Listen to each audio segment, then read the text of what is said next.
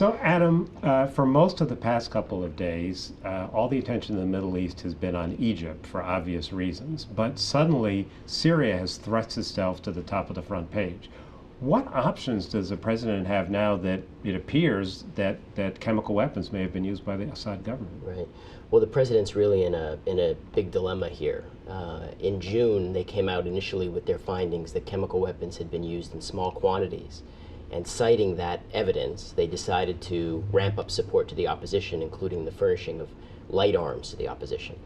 That appears to have not in any way affected the calculation that Assad has made, which, if confirmed, this would be a huge escalation in his use of chemical weapons, since it would be on a massive scale if these reports are confirmed. So does that mean they go to the UN? Do they get the Gulf allies involved? What do they do? Right.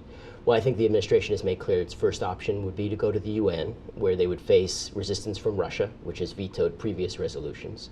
And then if that didn't happen, then they would confer with probably Britain and France and the Saudis and UAE about maybe other options. And the Pentagon has ready-to-go options, particularly to respond to a mass casualty event like this, which includes targeted airstrikes going after regime command and control sites. And this would not be a regime change sort of scenario. This would be punish the regime, raise the price for using CW, chemical weapons, and that's sort of those are the military options that they're looking at first. Is there any political dimension to this? Is the president getting pressure at all? Yeah, because he had said a few months ago that use of chemical weapons would be a red line, and so he's been under pressure to do something in Syria from Republicans for a while.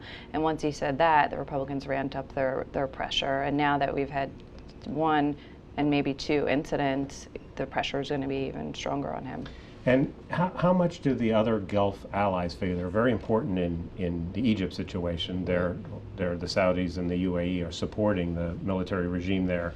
Do they have a role to play in Syria too? Well, they have an important role in terms of helping the United States collect intelligence connected to this attack. So, are they on the Assad side or the other side, or is that too simple? Well, certainly the UAE and Saudi Arabia are on the American side on this, and you have Iran and Hezbollah on Assad's side, with Russia providing arms to support Assad. But the way this works out is that the CIA doesn't have a tremendous network on the ground inside of Syria. So it relies very heavily on the intelligence services of Jordan, Saudi Arabia, to a certain extent on the UAE to get intelligence, which they're going to need to have in order to reach a conclusion here. Right. There's a possibility that there wasn't chemical weapons. Right. It's a hoax or a misunderstanding. Right. Right. This is basically since December of last year, there have been constant reports of small-scale chemical weapons attacks, which initially the administration was very skeptical of. They initially cited what they called chain of custody.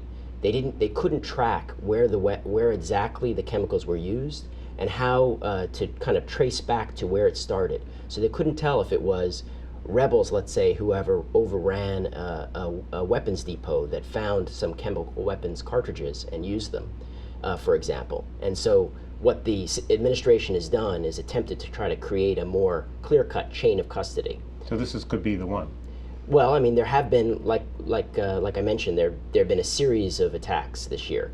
The White House in June cited 4 in particular that killed up to 150 people. Since June, despite the White House warnings, Assad has continued to use chemical weapons in the same way. There's been no apparent response to the threat of consequences from the White House. But these have all been small scale. So what's different here is this, if it's true, is big, and it represents a change in tactics by Assad, which, if it's confirmed, it would be, the pressure is really going to be building on the White House, if it's confirmed, to respond in a way that's different from the way it's responded in the past.